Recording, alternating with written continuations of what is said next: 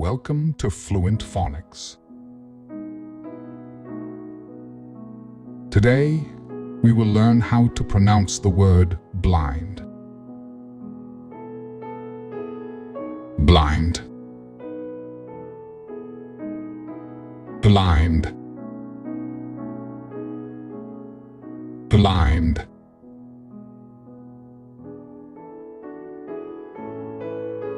Here's an example of how one might use it in a sentence. The blind man navigated his way through the city using his walking stick.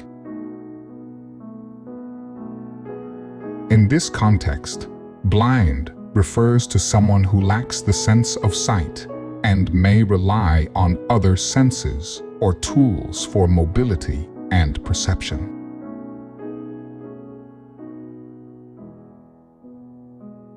Thank you for your time. If you enjoyed this, please like and subscribe for further content.